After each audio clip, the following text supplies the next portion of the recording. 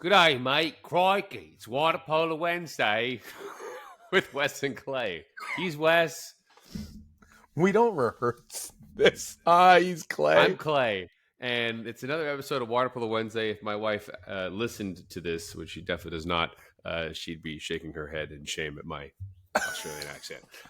Moving into this week, we just had Fordham week last weekend, and we're going to talk about what the heck the results of those games mean. We'll share the results of other games last weekend, where the conferences stand, how the NC2A tournament is looking to shape up, at least how conferences are going to be seeded, and of course our top 10 and 3 stars and all that other fun stuff. Wes, take it away. Yeah, don't forget to subscribe on YouTube. You want to become all a that member stuff and too. support us. We would love that. It's $4.99 a month, something like this, as cheap as we could go. We just want to continue to provide good content for you. It does help. Every little bit helps. We'll call out some people who have signed up, and very appreciative of those who have. So we will also actually be doing a West Coast Conference live stream, members only. West Coast Conference Media Day live stream, members only. So if you want access to that, sign up and you'll get access to that as well. If not, you just have to wait. So here we go. Exciting weekend, Clay. What a weekend it was. We are going to do some conference breakdowns. We're going to dive a little bit deeper as conferences are wrapping up now, and getting ready for conference play. And we'll kind of get going here. So Clay, take it away. Give us the scores. Final scores. Fordham faced Long Beach State and eked out a win, down going into the fourth, I believe, coming out 16-15. Fordham then faced Cal. We're down by, I think, 2, if not 3, going into the fourth quarter again. Came back ahead 1, but lost by 1 to Cal after a bit of a buzzer beater by Peroni. It was awesome. And then LMU faced Santa Clara, won 13-10. Pacific beats Harvard, 13-12. Brown falls to CBU, 17-16. Close match, CBU and Brown. Pacific takes Harvard, close match, 13-12. San Jose State beats Pepperdine, 17-14. That was in overtime. Yeah, that was in overtime. Some defensive or disciplinary mistakes, some discipline mistakes at the end there for Pep. Really impressed with Harvard. We'll get into more of their games, but with 11 field players, I mistakenly said 13. They have 11 field players, Clay, and 2 goalies on that roster.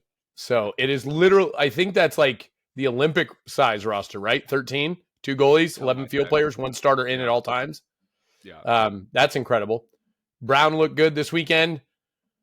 I've got Harvard twice there, but that's okay. We'll keep going. LMU gets a good win against Santa Clara, who beat Brown later on. Fordham obviously dropped a tough one to Cal, being up with 2 minutes left.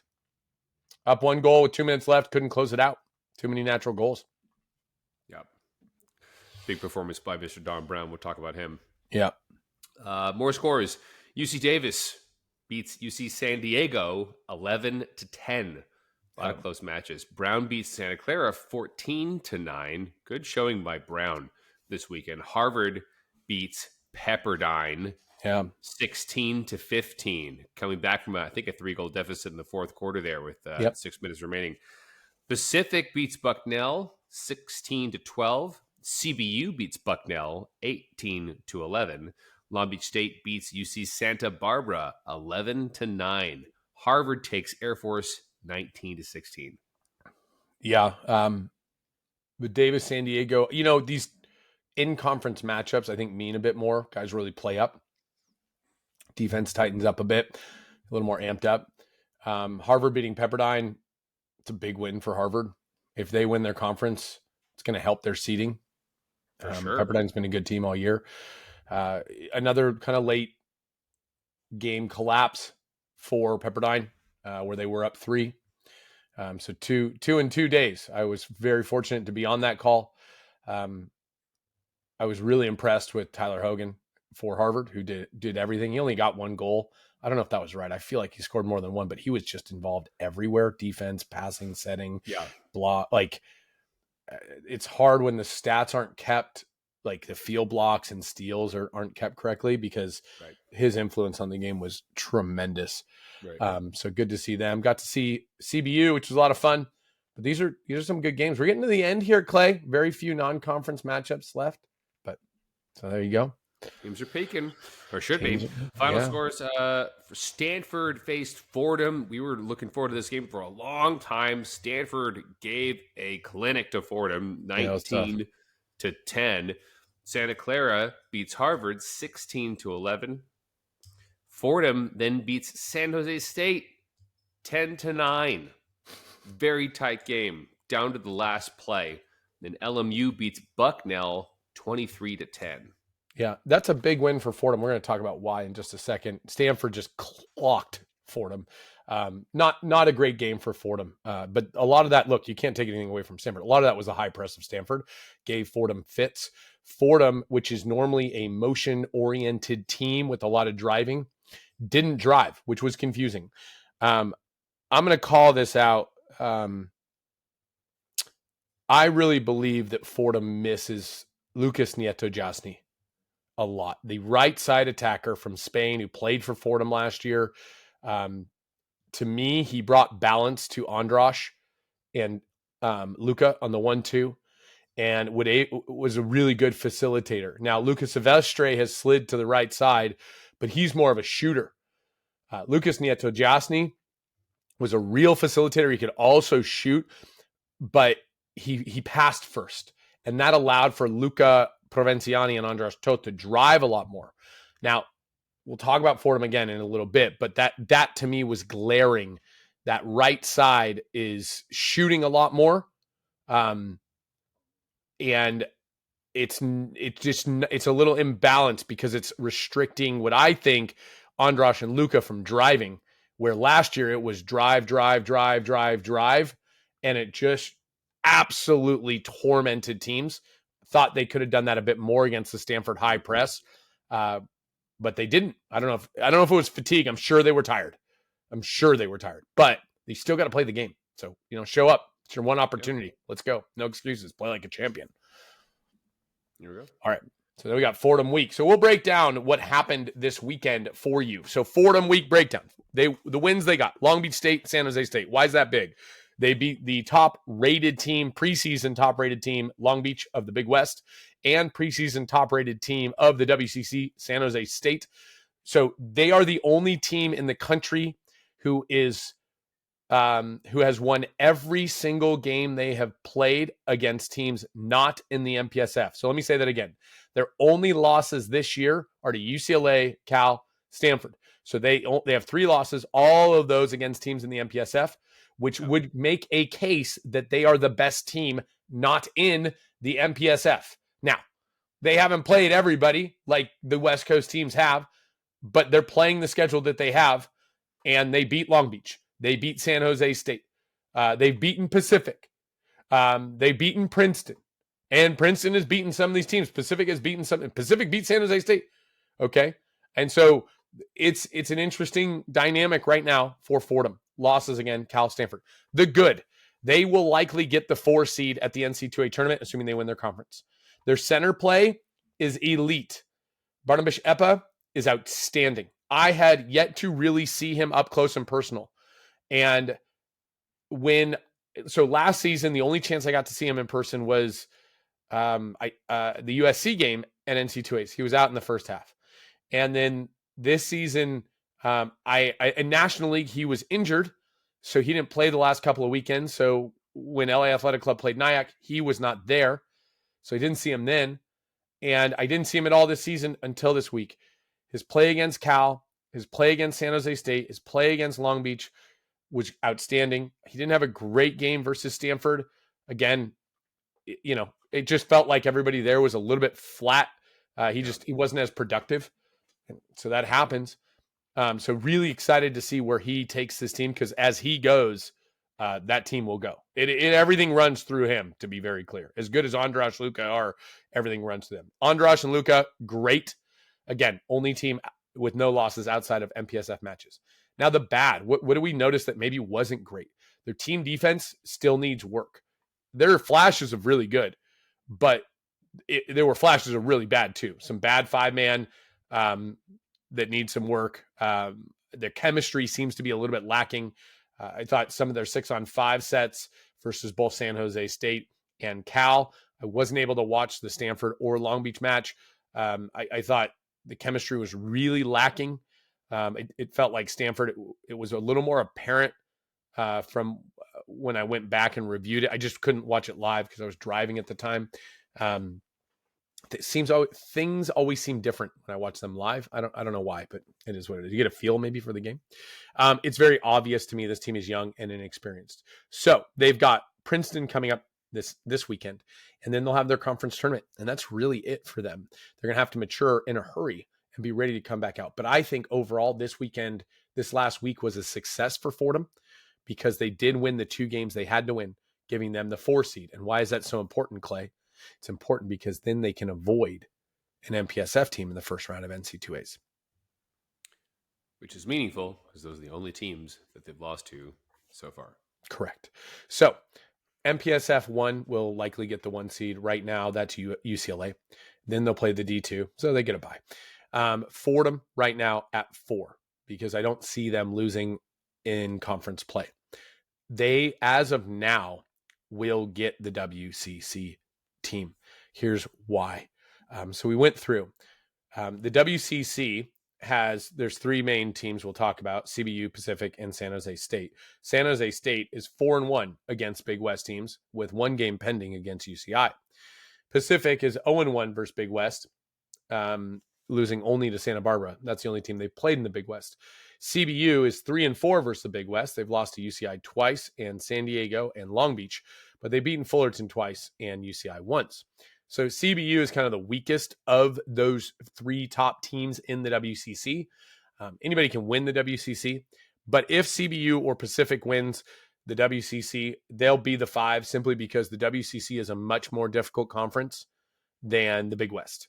And so there has to be some credit there because you can't do head-to-head if they don't have a head-to-head. So you have to go to conference strength and like quality wins, if that makes sense.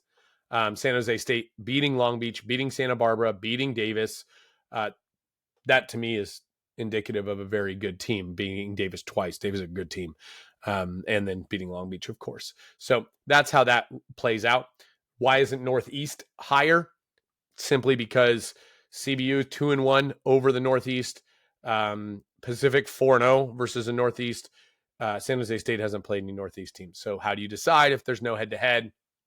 You kind of go off strength of conference. Northeast does not fall into a top conference strength with really only Harvard, Brown, Brown was good this week, but Harvard, Brown, and Princeton.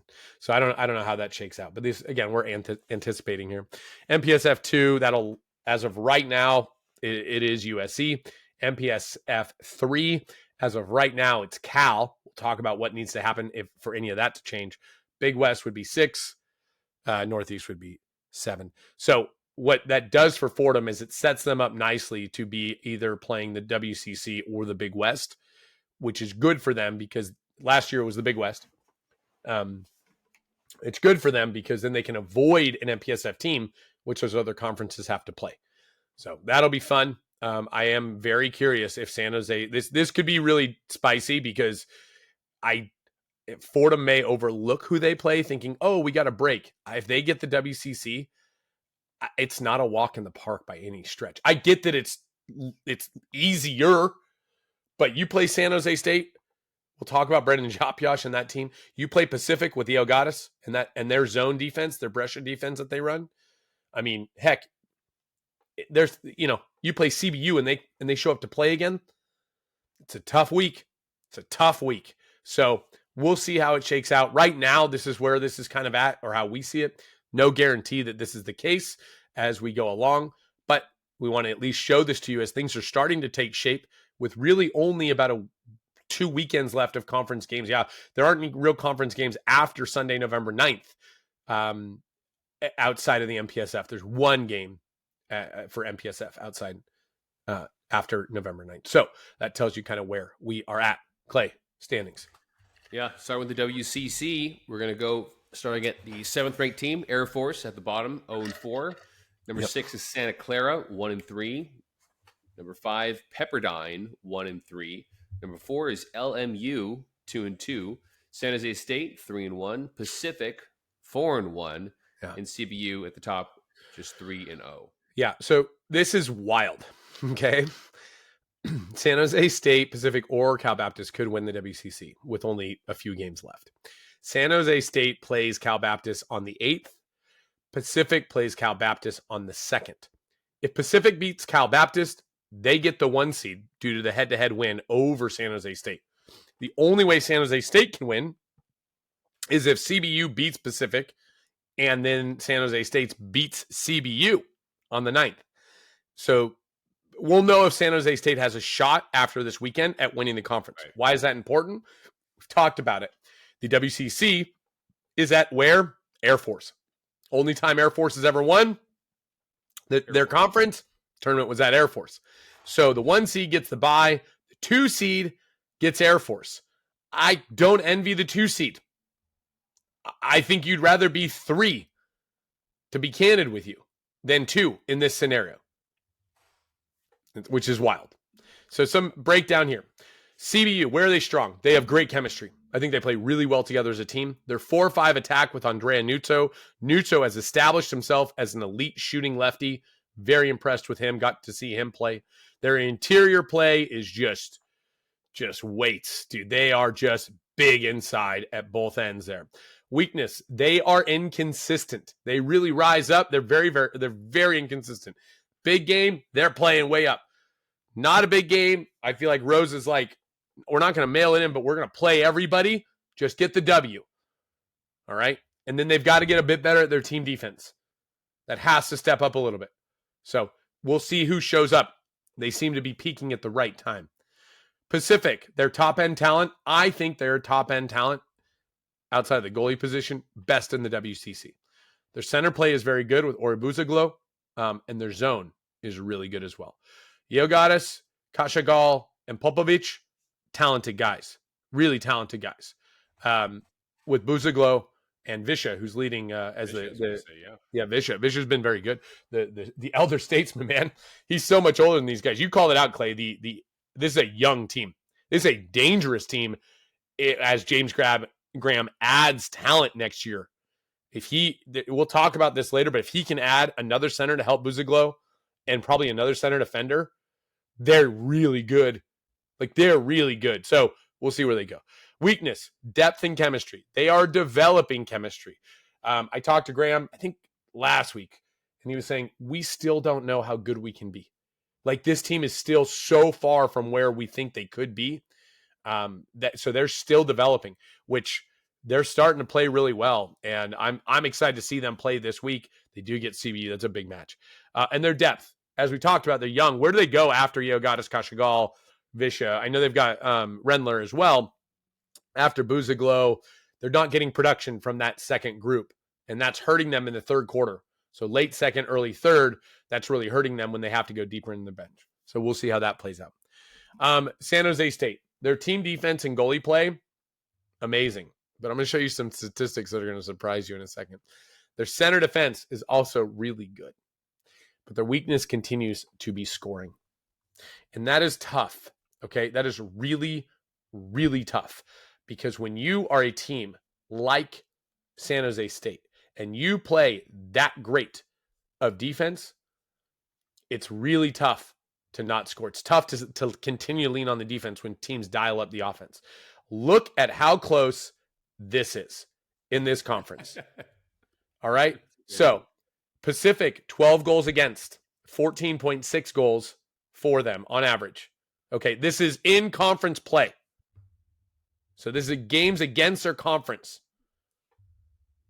San Jose State, 12 goals against. So Pacific is playing just as good a defense as San Jose State is. That shocked me. Okay? Then you've got CBU, 12.2 goals against, 13.8. San Jose State, 14 goals on offense. So their offense is actually not bad for San Jose State. And then I threw Pepperdine in there because I do feel that Pepperdine has an outside shot to win this whole thing and just upend everybody. Because, I mean, they have the potential. They've got pieces, got some good pieces, but they're giving up too many goals, 13.8 and 14.2. 13.8 goals against, 14.2 goals for. Tough. When you're giving up 14 goals, that's not going to work. But Pacific, San Jose, both giving up 12. Pretty even matchup. Obviously, Pacific won the head-to-head, so that was big. It's fun to see that graphic just show how tight these teams are Yeah, in their averages. yeah, Pretty and we'll cool. go through every conference for that. So there you go. All right.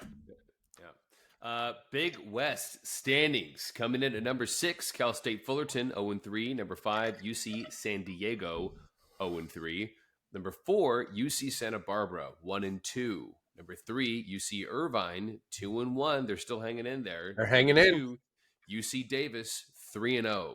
Long Beach State 3-0. Yeah, we called this out. Long Beach State and Davis were kind of the two teams, and they have a meeting, I think, on November 9th as well. So they've got the last regular season matchup against each other. That'll be very interesting. So the breakdown here: Long Beach State has the talent. If you were to put them on paper, Long Beach State wins.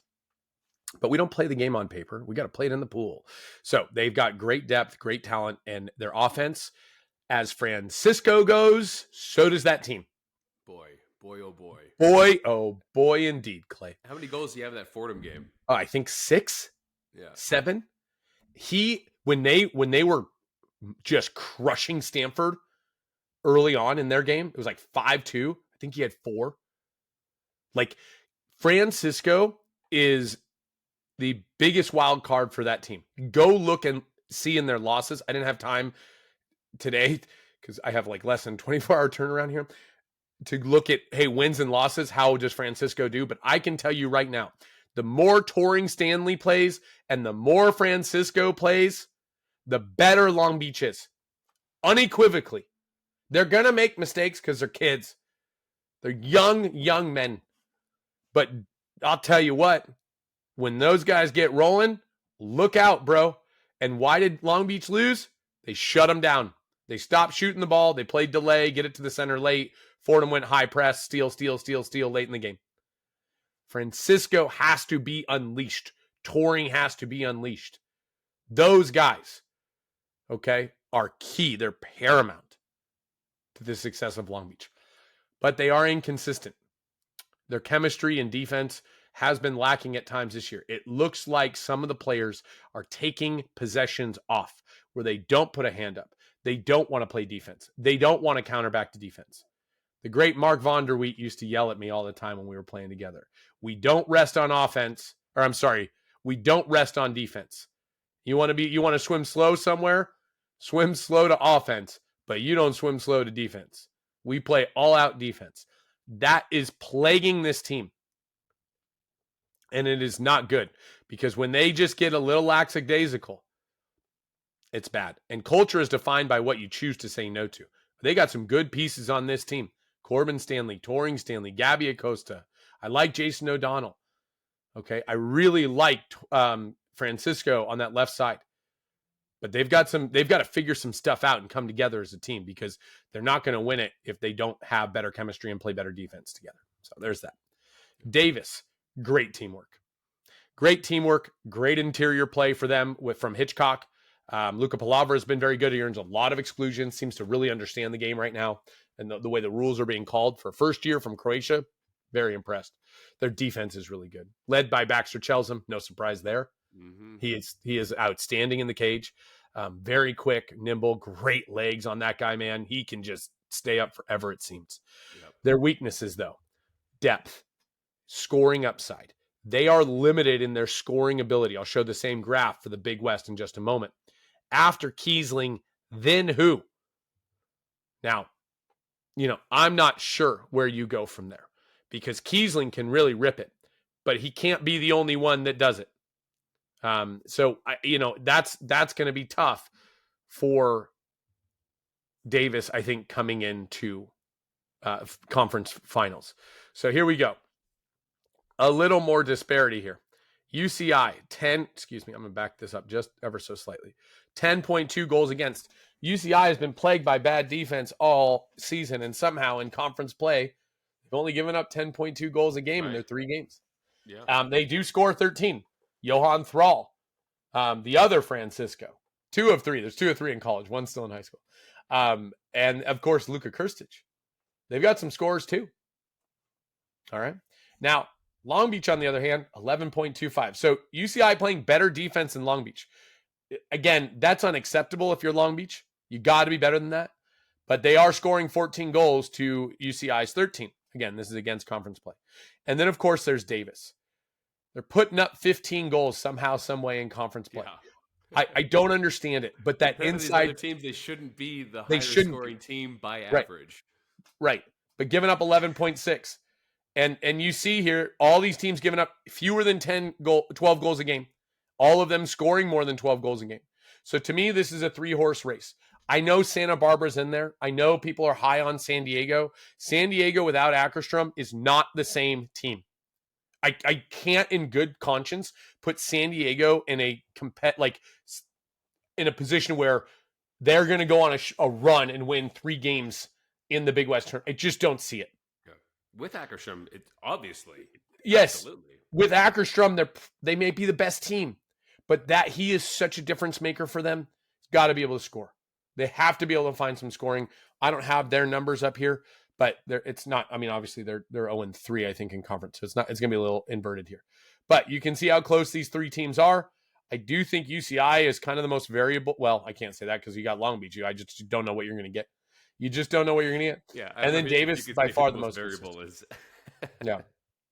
By far the most consistent. Now, the thing about Davis, I think, is very unpredictable because they really work for each other. Layson does such a nice job setting guys up so it doesn't have to be Kiesling all the time. You just don't really know who it's going to be. And in a tournament like this, there are moments where somebody has to step up and really assert themselves and just be better than everybody else. I think it's really hard to win your conference tournament with like plays. I think at times you've just got to have somebody who's willing to rise up and play above everybody else and force the defense to adjust what they're doing. I don't know who that's going to be, but that to me is where I think Davis is tough. So they've continued to play well. I'm excited for that Long Beach Davis matchup coming up. Awesome. Next, Mid-Atlantic standings. Starting at number 7, Mercyhurst is 0-9. Number 6, Mount St. Mary's 1-6. Wagner's 2-3. Number 4, Bucknell 4-5. Number 3, GW 6-3. Number 2, Fordham. Again, we're not done yet. 6-0. And at number 1, Navy 8-1. Yeah, and so the way this conference kind of shapes out is that Navy is ahead right now because of points. Fordham undefeated. Fordham gets Princeton this weekend. We'll talk about that in a minute. And then what they do is they play kind of like one day and they play a whole bunch of games, or one weekend they play like 4 games, and that's your conference play. So it's to limit travel and, work with budgets so that everybody comes together. And like if Bucknell goes to Fordham or whatever, and the NGW's there and Wagner's there, they can get 4 games in of their conference instead of traveling 4 times. So it limits the cost. We don't have a breakdown here because we don't have stats for this conference. So we really can't give you a breakdown like with any intelligible back end to it. I can only show you scores, but Fordham, the heavy favorite here. If Fordham doesn't win this, that's their fault. That's all I'll say about that. That's all on them. Northeast. Number 6, Long Island 0-5. Number 5, Mass Institute of Tech 1-4. Number 4, Brown 2-3. Number 3, Iona 3-2. Number 2, Princeton 4-1. And at the top is Harvard 5-0. Yeah, I love this. Iona 3-2. Surprising they beat Brown, but I'll tell you what, I think Brown's dangerous. I got Harvard strengths. Their teamwork, chemistry, and patience is amazing. Their passing, Clayton, best in the country. I think I wish we had a stat that recorded what percentage of passes were dry passes and not put on the water. Like that would be a good, really interesting stat. They have 11 field players. I talked to Coach Minnis this morning on my way home from the gym, and I'm like, dude, I was just so impressed with your team. 11 field players, and you never gave up. You were in good shape. You moved well. Your team works well together. I said, how the heck do you practice? Is it 6-on-5 the whole time? Yeah. He's like, we do a lot of individual and whatever else, but he went a little bit in depth there. And it's really cool. I really like it. I think I mean, how do you give Coach of the Year to anybody else? He beat Princeton. He beat Pepperdine. I mean, he's doing unbelievable work there. So they're really dangerous because they pass so well. Their weakness, a little bit of depth, obviously, with only 11 field players, and then counter defense. What I will tell you is they should get a bye in their first game. That's really going to help a team that only has 11 field players. So if they can beat Princeton or lose to Princeton by fewer than what they beat them by, they'll get the bye. They'll get the number 1 seed. That'll be good for them. So we'll see how that shakes out in the next couple of weeks. Princeton strengths, post up. They're very patient. Right. The way Harvard and Princeton play is actually quite similar. Though Princeton's interior play is really good. Otto Stotthart has been very good. Luke Johnson also been very good for them. Their 4-5 side with JP Ohl and there's another lefty. I'm forgetting his name. Has been awesome to watch. I've been really impressed with that 4-5 side and the attack. Oh, Adam Potes. So they've been really good. Kovac is also very good, but he's been injured, so I'm not sure how much longer he'll be out. Weakness, outside shooting on the 1-2 side. Logan McCarroll will score quite a bit for you, but he's not like an outside 5-6 meter shooter. He drives a lot, gets inside water, 6-on-5 specialist type of thing. So outside shooting on 1-2 side, win 6v6. Where are they going to get some goals? If somebody goes a 2 drop, where are they going to get goals from? What's going to happen there? And then Brown. The strengths of Brown, interior play, high IQ. I think they're a very good team. It seems that the weaknesses here have been cut off. So I'll just tell you what the weakness. Yeah, they're here. They don't have any. They have been injured a lot. So it's a matter of depth and like development. Their weakness is that they haven't had a full complement of players, so we really don't know like how good they can be. I thought Jackson Tierney was quite good. I thought Ramsey Magali in the middle was quite good for them. Their goalie play was good when they beat Santa Clara. There was a Greek guy, and I apologize to the goalie. You were wearing the cap that said your name was Mila, and you weren't Mila, and I apologize for that. So Mila, obviously you didn't play, and the goalie that did, I apologize, but I got the score sheet, and I'm sorry I got your name wrong, but that was what they gave me. So wear the right cap. Showbiz kid. Yeah, wear the right cap. So weaknesses are more or less like can they play together and their injury concerns that we've had there because they've been injured quite a bit this year. So okay, MPSF standings number 4 at the bottom here. Stanford is 1-2.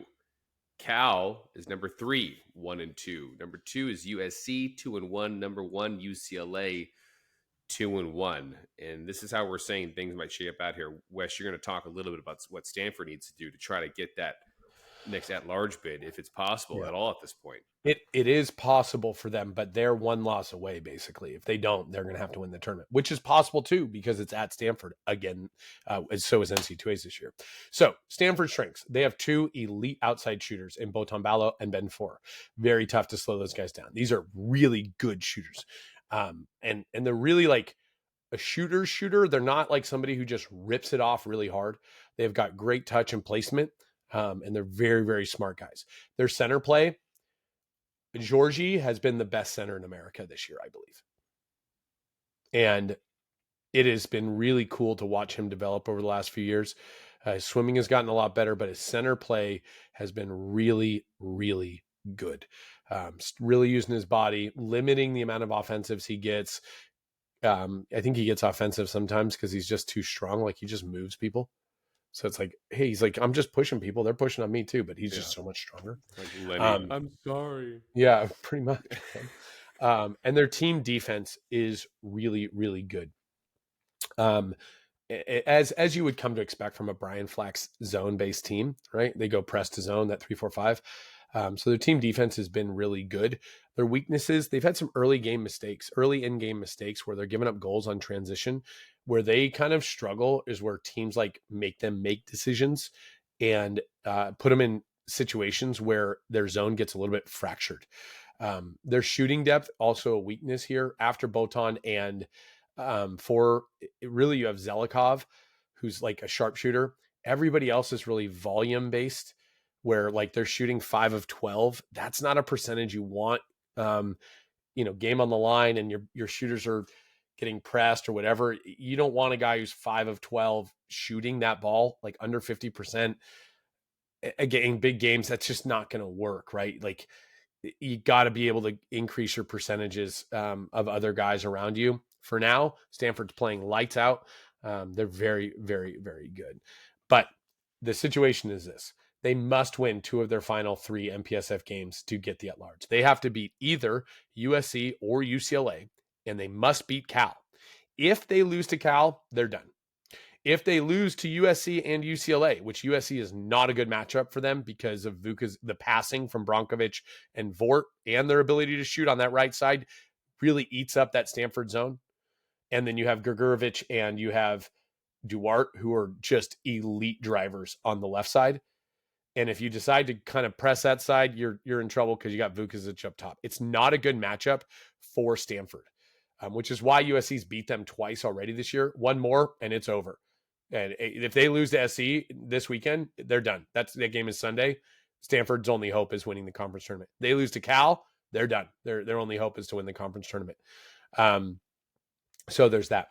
They've had close games against UCLA, though, right? Yeah, they have, but there's the potential. There's a potential to take that one game against any of these teams, but I don't know if that's because they match up better than they do against USC.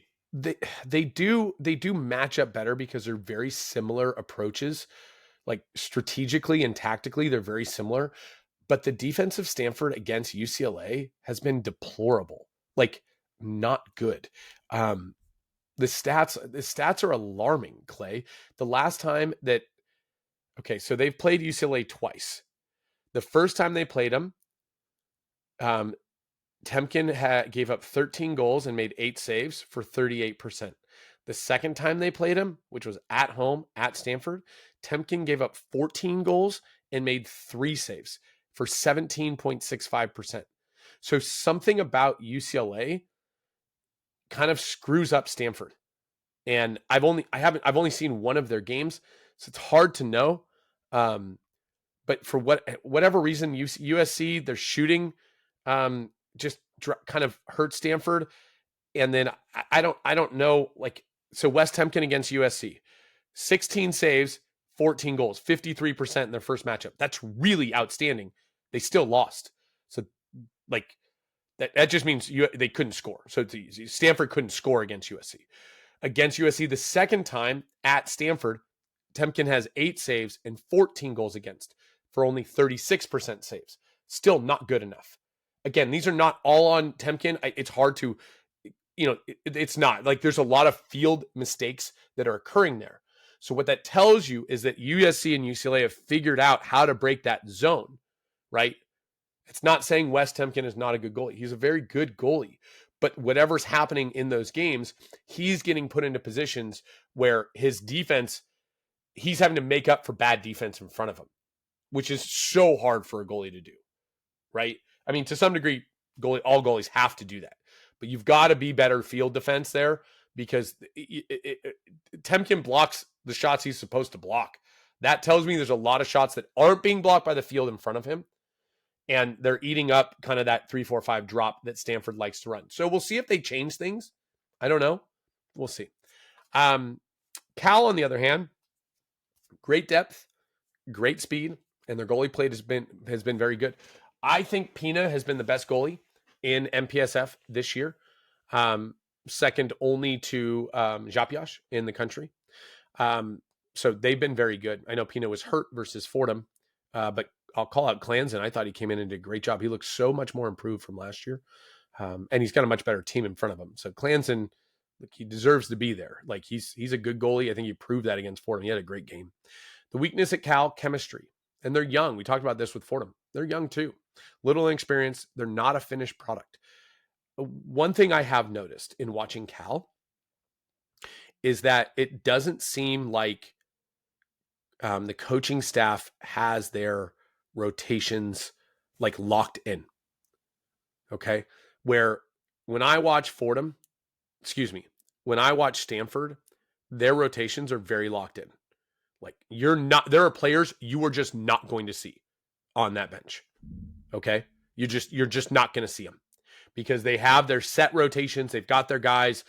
They've got their guys they're comfortable with. They're not going away from that. I watched Cal in trailing by 1 have Louis Schuler in the game, who has yet to play a game this season. I watched Sarmsaki get in there and mix it up. I thought he did great. And so what it tells me is that they're still figuring out who are our best 6, who are our next 3, who plays best together. And I understand why they're not there yet because Perone was out for a month and Merkovich has been out. Arlett's now going to be out for another game. So I think he's going to miss the game against UCLA. And then Schuler has only got 1, maybe now 2 games under his belt. You still got Luke Bachler you've brought in. Like, as Kirk said in the beginning of the year, the hardest thing is going to be figuring out who's going to play, like who really works well with who. So they're not a finished product yet. They got a few more weeks to figure that out. Their situation is a little cleaner. If they beat Stanford, they're pretty much guaranteed net large. Like that's pretty much it. I would think they have to beat either USC or UCLA. They've beaten USC twice. If they beat USC a third time, they're in.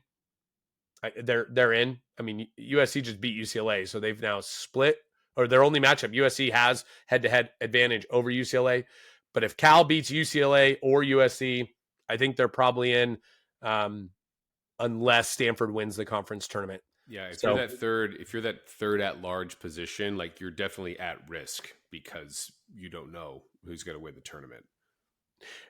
Yeah, I mean, we'll break that down as we get closer. It gets a little dicey. Like if right now Stanford, the position Stanford is, they have to win the conference tournament. If they do, and Cal's at the 3, you're in real trouble. That's what I'm saying. Yeah, that's what you're saying. But if Cal is at the 3 and USC's at the 2, and it comes down to the 2 of them, Cal has the head-to-head.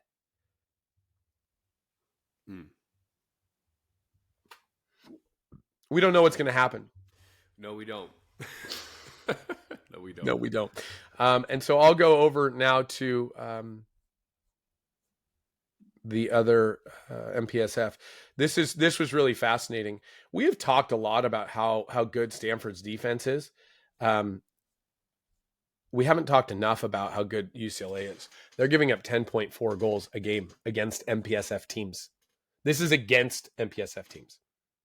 12.8 goals for, 10.4 goals against. That's outstanding. USC, 12 goals against, 12.6 goals for them. So they're averaging just over the 12 goal mark, which is why they have more wins than losses. Yeah. Stanford, however, 12.6 goals against. This is high. And this goes to those scores and the save percentages. Like, it shows that their defense is not quite there yet, as good as they've been. It's being covered up a little bit by the great offense that they've had. Okay. But their great offense is still only putting up 11.4 goals a game in conference play. Cal, on the other hand, only giving up 11.8. Pina's been a big help for them. I think Arlett's been really good for them. Obviously, Besso has been outstanding, but they're only scoring 10 goals a game, which is wild to me. That's wild. And this right here is because Stanford played a really good defensive game on a day that Cal was really flat and slow and just looked very lethargic. Again, credit to Stanford. It's not a coincidence that when teams play Stanford, they look flat and slow. It's because Stanford suffocates you and strangles you on your offensive end. So you look worse than you might think you are, but that is in large part because Stanford's very tough on the defensive end, but not quite as good as UCLA and USC. So it tells you Stanford has to continue to score, but they got to play a little bit better defense this upcoming weekend. This 12.6 is in large part because of their games against USC and UCLA. It is because of USC and UCLA. So that tells you where they're at. All right, so we're going to jump. Okay. Yeah. Well, we had to take a little bit of break, family calls, but we're picking this back up where we left off. Week 8, 3 Stars Awards. I can call them out. And Wes, you can say a little thing or two about what you saw from this past weekend. First off, Brendan Gyapjas, the phenom in the cage. San Jose State University, 18 for 28 saves. So this is 64% Saves. saves He gave up against 10 goals. Fordham, Fordham. who has been known to be a prolific scoring team. And that says a lot. And I think, Wes, you and I were talking about this a little bit before, of just confirming who has the best, or rather lowest, goals against average, that being UCLA. Yeah. And how Gyapjas himself kept San Jose State, kept Fordham down on San Jose State without a UCLA defense in front of him. Yeah. Which says a lot. It's insane.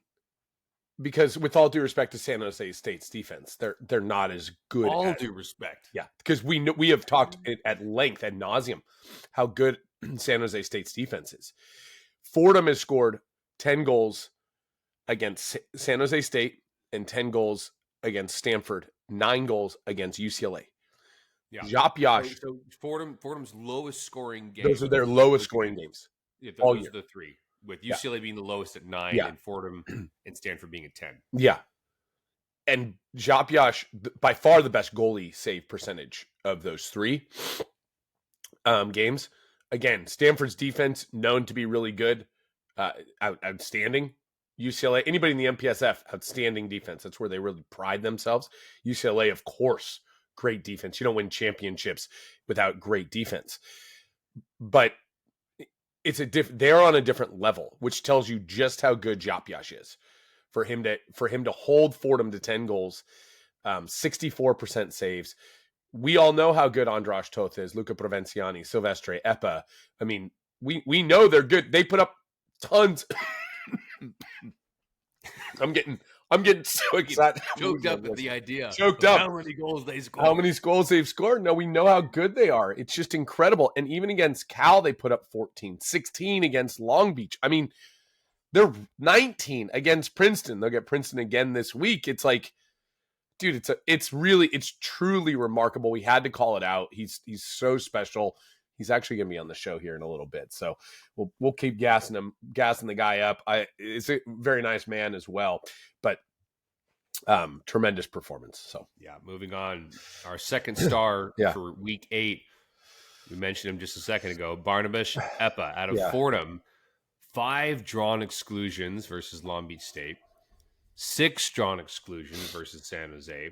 And 6 drawn exclusions against Cal.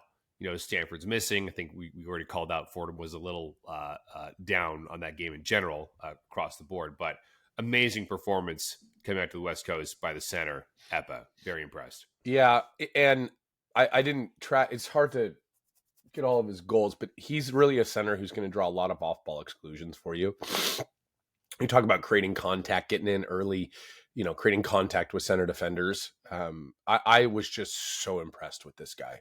Again, we didn't see him last year other than like a quarter and a half. And then obviously National League, he was injured.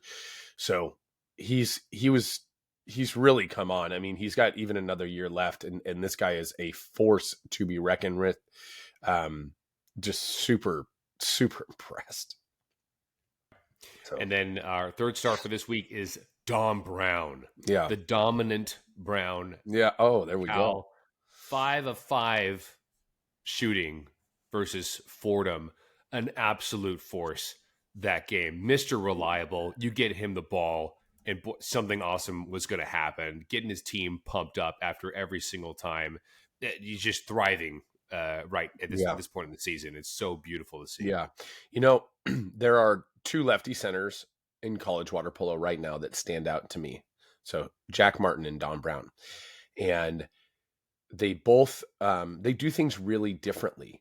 It's very interesting to see. But one of the things both of them do really well is play the post.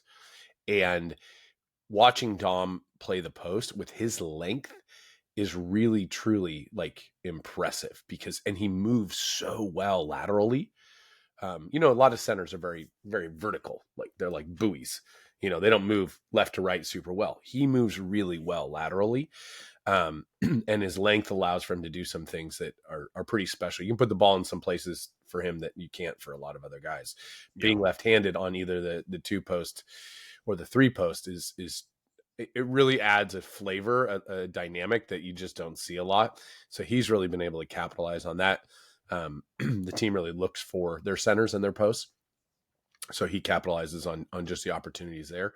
5 for 5 shooting. He drew 4 exclusions as well in this game.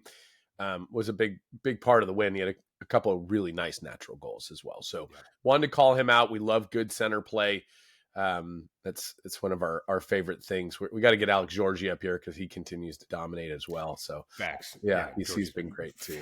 We talked about him yesterday as well. Yeah, not to forget about Georgie. There was a lot of really good center play this weekend, and I love that. I think that's awesome. Where guys are really stepping up. Not everybody can. Not everybody has 3-4 centers. So you got to, when you've got 2 centers, 1 center that's dominant, those guys have to really step up. And when they do, the team really plays really well together. So, So cool. All right. Cool, move on. Keep going. All right. Key weekend matchups. Clay, you are on the CBU versus LMU game, correct? No, I'm not. Oh, well, that's wrong. Great. I was really hoping you would I'm on the UCI game on Saturday. Okay. All right. I didn't put that up here then. That's my mistake. Anyway, Fordham Princeton developed cold 8 a.m. on Saturday morning on ESPN Plus. You better believe I'll be up the day after Halloween at 8 a.m. watching this thing go down. CBU at LMU, that kicks off a really tough weekend for them. At LMU is not easy. At Pacific, even more difficult. That game right there to determine the WCC champion. So CBU at Pacific, I believe that game determines the WCC champion. They're playing for a bye going into the WCC conference tournament. And then Stanford at USC. Well, why did we highlight, Clay, why do we highlight Stanford at USC and not at UCLA or Cal at USC or UCLA? Well, because we know Stanford is in dire straits right now. They have a single opportunity, a single path. Yes, for to make it to NC2As with an at-large, and one comes from beating either UCLA or USC? Yeah. They have to beat Cal, and they have to win one of 2 games this weekend. That's right. They start with UCLA on Saturday. They get USC on Sunday. And if USC beats Cal, they're in. They're done. I think they're in already. Beating Cal would solidify it. USC is in. Yeah. If they beat Cal or Stanford, I think they're in. Again, they beat Cal twice already. They beat Stanford twice already. They beat UCLA once. I'm sorry, USC has lost to Cal twice, beat Stanford twice, beat UCLA once. So I think they're 1 win away. So to me, they've got to win either Cal or Stanford, and they're in. Stanford has to beat Cal and USC to have a shot. If Cal picks up, I'll be honest, if Cal picks up another win over USC and maybe UCLA, I don't even know if they have to beat Stanford to get the at-large, because they'll have 3 big wins over USC, who's been the number 2-3 all year, had a much better regular season. It's tough. It's going to get convoluted, but we'll sort it out as we go along. A lot of if-thens right now. So that game will be on overnight. CBU at Pacific on ESPN Plus. CBU at LMU, ESPN Plus. Fordham at Princeton, ESPN Plus. I will call this out. I love that we have all these games being streamed. I really do. Is this the most games streamed in a season? Has to be. That we've seen so far? Has to be. I know Brown picked some up, threw some on ESPN. We got ESPN doing the WCC. Overnight picked up Julian Frazier, other than the Santa Clara games, which was good.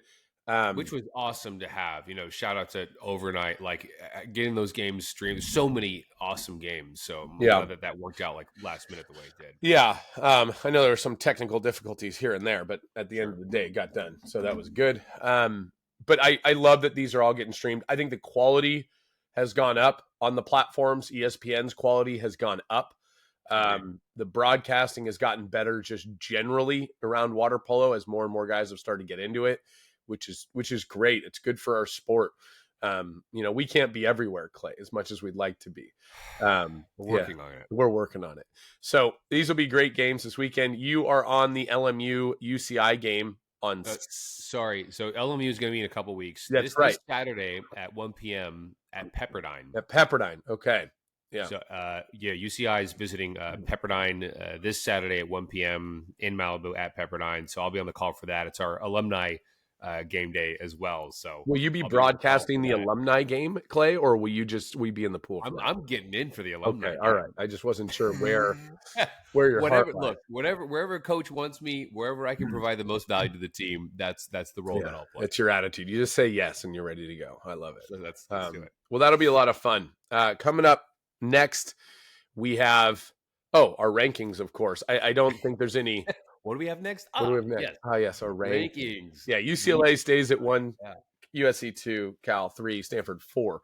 Clear delineation at this point. Stanford, a very emphatic win versus Fordham.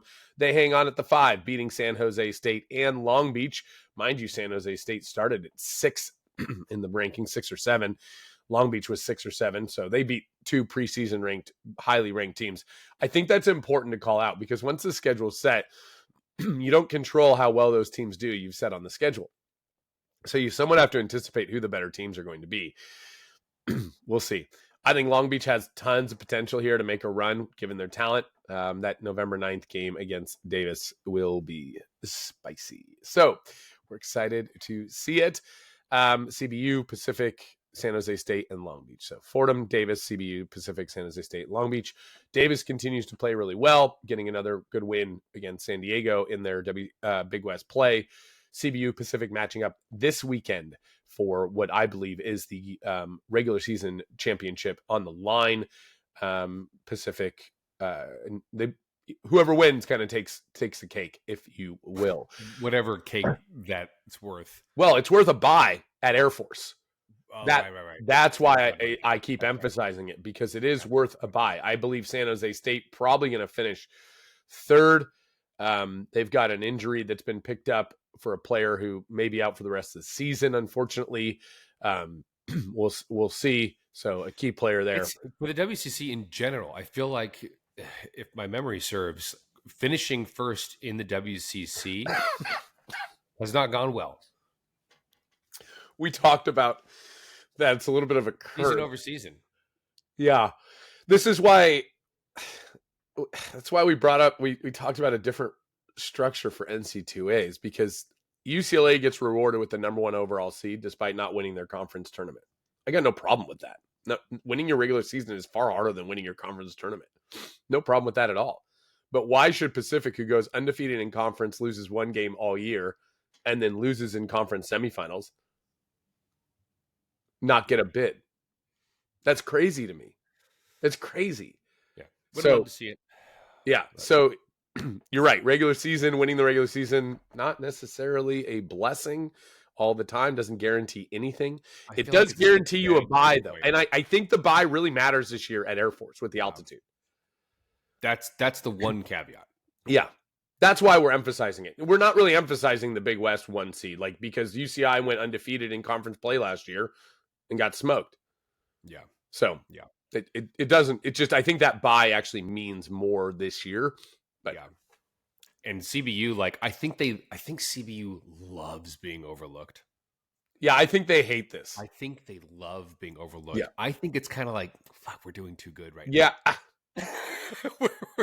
we're winning too many games. Yeah. And we're gonna be higher in our conference, and teams are gonna take us more seriously because they're so good at just sneaking past teams. I wouldn't call it sneaking. But yeah, I don't know why people continue to overlook them, not take them seriously enough. But whatever. I think Rosa and Lowry, I think they love being overlooked. And you're right. I think they probably hate more than any other team that I'm looking at here. Yeah. I think they're like, oh, put us at 20, put us at 25. I think Layson's that way. On top 10 list. Yeah, I think Layson's that way at Davis too. So 6-7 right now, I think would prefer to be 20th. Be like, forget about us. We're gonna forget about us. Yeah. So, we're nobody. We're nobody. Don't worry about us. Yeah. Anyway, all right. So coming up next, we got a great interview. Really, really feel honored and privileged to have this opportunity here.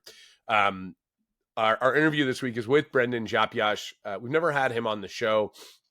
It's rare we actually have goalies, to be honest with you. And the only other goalie we've had is Wes Temkin. And feel really privileged here to have Gyapjas on the show on a weeknight. He just got his green card, so there's a little bit to talk about. That's that. awesome. So, I know, isn't that great? So we'll be right back with that interview right after this.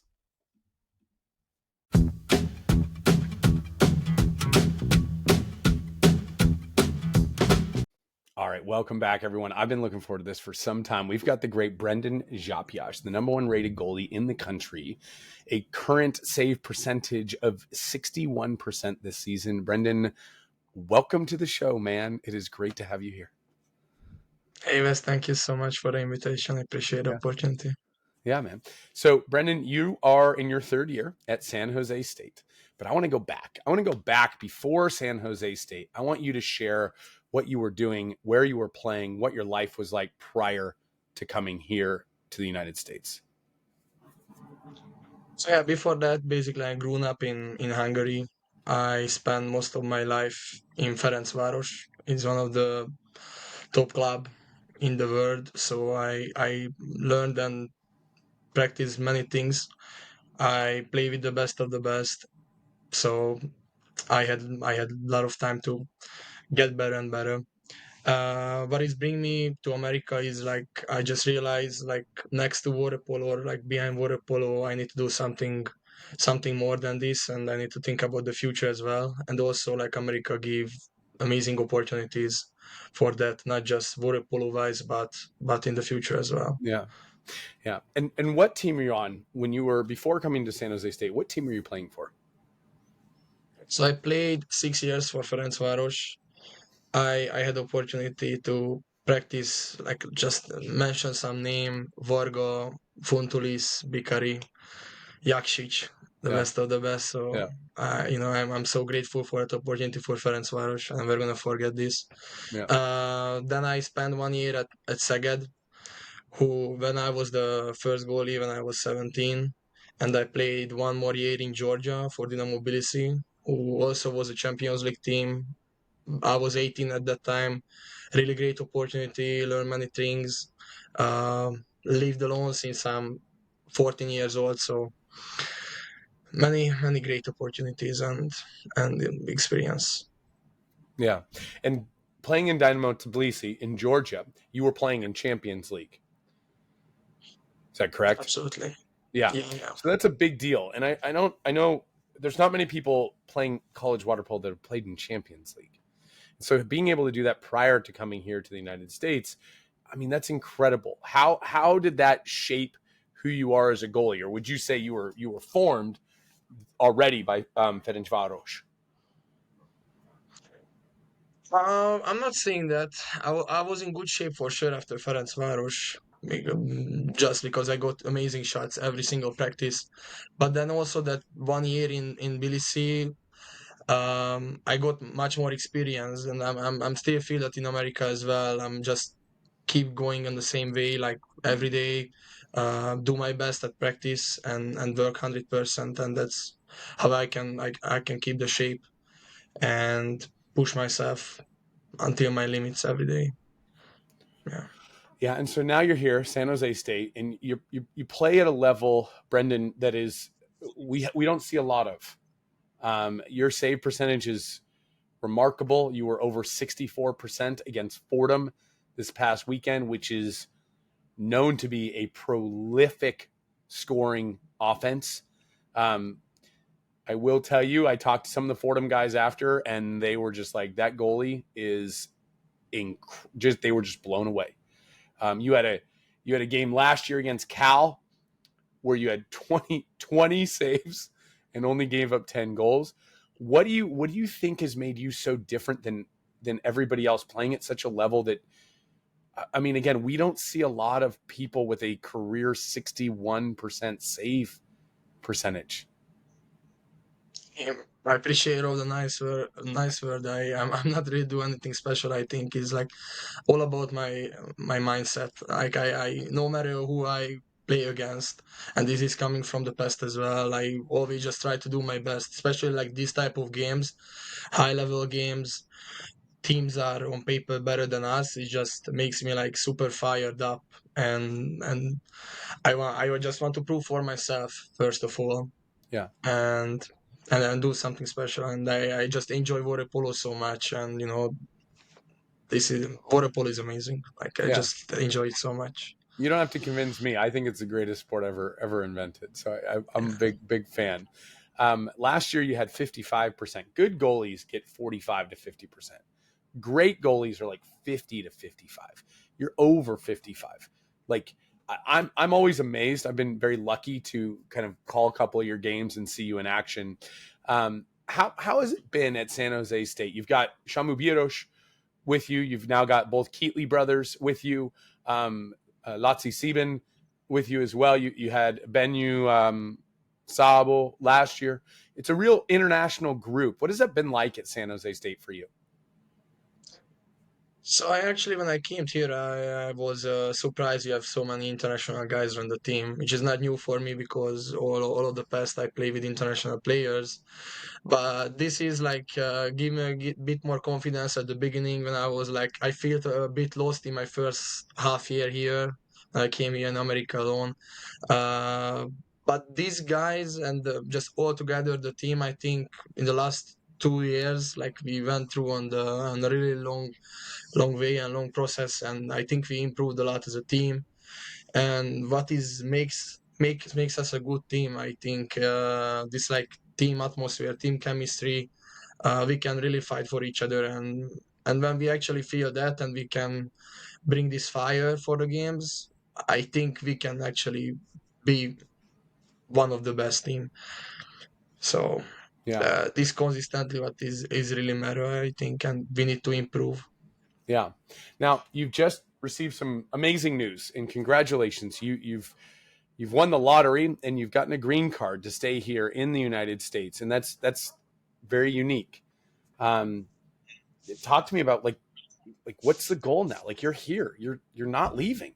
You can't leave, right? So where do you see this going for you? You're getting a good education there at San Jose State. What is it you want to do with this opportunity now with the green card to live here, work here, and have a life here? There's no end. You're not being deported. I mean, it's got to be a sigh of relief, right? Yes, absolutely. Like this is amazing opportunity to have a green card in America after my second year. I got it super fast. I'm super excited what's gonna happen behind water polo. I'm definitely want to stay close to water polo in any way, as a coach, as a player. And next to that, I had many ideas, many thoughts in my head what I want to do. One of the main one maybe working in real estate or like asset management, something like that. I right Mhm. now I'm study business finance, but I'm interested about so many things. So I'm just really Yeah. excited about the future. Yeah, for sure. And an exciting time, man. An exciting time for you. And that's amazing. Now, we're going to go back to water polo a little bit. San Jose State. You guys lost a tough one to Pacific already this year. Right now, the best you can really finish. I mean, you could win your conference, right? Last season, you went to Air Force, and it was brutal. It was absolutely brutal for you at Air Force. Now, the conference tournament is at Air Force this year. You're going to have to get some help if you want to get that first round bye. Pacific is going to have to beat CBU, and no, sorry, CBU is going to have to beat Pacific. Then you're going to have to beat CBU. Not undoable, certainly possible. But going into Air Force, what kind of challenge does that present to play at Air Force in that altitude for the conference tournament? All of the teams in our conference, I'm pretty good. I'm telling you honestly, like that's a really tough conference. So, um, what I can say about the team, and I think the only really matter is like just thought about our games, our defense, our games, and not think about any other team. Like all the time when we winning games is because we only focus on ourselves. When our thoughts is somewhere else, bad games are coming. Like we had just two tough games. Santa Barbara and Pacific beat us. We should both win those games. Uh, yeah, we're gonna try our best in the future and just focus on this game. That's gonna be a good try. This weekend we play at Air Force, just like you said. Yeah. Um, last in my freshman years, 2 years ago, we played there. It was like, yeah, all the atmosphere are super hard and everything. But because the conference final is gonna be there as well, it's gonna be a good test for us. What we can do. Yeah. Good So timing for you to go at Air Force. I mean, if there's ever a year to go get some practice at Air Force, this is it. So you're going at Air Force this weekend. They've got a pretty good scorer and a guy by the name of Tom Leggett. I don't know if you faced him last year. I think maybe in conference championships you did, but I'm not 100% sure. Talk to me about what the approach is there. How do you stop a guy like Tom Leggett, who's been a perennial first-team All-WCC player his whole career, shoots the lights out, right? He is their go-to guy. What's the approach there for you? we are not really pick like one guy from any of the team. Exactly, if we play our game, our defense, I don't think so. We should scare about Yeah. anyone else. Definitely, all of the teams have some really talented players in this league, and this is just amazing for America. Like year to year, more and more talented kids coming here and do their best and makes the league like super high level. But specifically, I'm not really prepared like one on one. I'm just try to be mentally there, prepare for the game, and Mm-hmm. I'm pretty sure I'm gonna do my best. Yeah, well, if it's any consolation, and I'm sure you will do your best, you had an 83% save percentage the last time you played Air Force, giving up 2 goals and making 10 saves in the first half of play. So very clearly, you're pretty locked in. I don't know how many of those Tom had. I think maybe 2.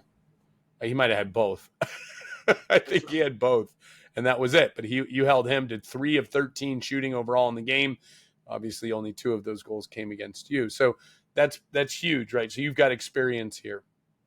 Do you organize your defense? Do you implement the game plan in front of you to say, hey, this is the defense you want, where you want your center defense, or are you just reacting and reading as the game goes along and based on where people are set up? Obviously, end of the day, Gabor is our coach. I think Yeah. he's doing pretty great job. And also in the last 2 years, he like improved a lot and like open for our ideas as well, and definitely give to my words. Um, Obviously, we think about a lot how we could change in defensively. I think in the last 3-4 games, we definitely doing like better defense, and I try to help as much as I can for the team as well in defense. Yeah. Yes. Yeah. No, I love it. Well, this has been a lot of fun, man. Talk to me. I'm going to ask a couple more questions. In your career, not necessarily here in the States, who's the toughest shooter you've ever had to play against? Hmm. That's a good question. Um, Probably Nikola Jakšić. He was the guy when I got in Ferencváros in my one of my first practices, and he basically just killed me with his fakes. Also, like Funtulis or Dumi, they just all amazing, you know. So Yeah, Doomy's tough. Doomy's yeah, pretty tough. I mean, Jakšić isn't at all bad either, right? So I think he's one of the best ever. He was part of the 2016 gold medal team um, for Serbia. I think he was also a gold medalist in 2020 and 2024, if memory yes, he's serves. a I three think he's times been on all Olympic 3 gold gold medalist. medal teams for Serbia. Yes. So pretty good guy to pick. That's amazing. Yeah. Um, yeah. So all right. And was your I know your brother plays water polo. Your brother's also a goalie, right? And he's playing professionally in Hungary. Was your family into water polo, or are you and your brother kind of the only two that have come out of it? So right now, my dad was a national team volleyball player. He Volleyball. spent as well like 15 years in volleyball. Then he has a crazy injury. But like all of our family are related for sport. Just like you mentioned, Victor, my brother, he's playing BVSC. He's one of the most talented guys in Hungary, and hopefully he's gonna make the next Olympic because he's really deserved it. He's just amazing. So I really support him. Mm-hmm. Yeah. Beveshe was um, the man I grew up with coached at Beveshe for a long time in Kunst Laszlo. I don't know if you knew that. Yeah. So that's amazing. Bebeshe currently in third place in the Hungarian First Division. And obviously, he's been a big part of that as they're undefeated right now. So that's amazing. Brendan, we want to thank you for being here. I know it's a school night for you. You guys got a big game this weekend coming up against Air Force. We like to say now, hey, man, the studio is yours. Is there anything you'd like to share about your journey, about your life, or with just it all? And this is all for you. It's, it's important that you feel comfortable. And if there's anything you'd like to share, how's that opportunity? All over water polo is amazing sport, and I can recommend for everyone. And if you just start something, do it 100% and never give up. Yeah, that's I all love it. basically. I really appreciate the opportunity. Yeah, man. Thank you for being here. Say hi to the rest of the San Jose State crew and give Gabor our best. We'll see you soon, I am sure. All right. See you soon. Take care, bud.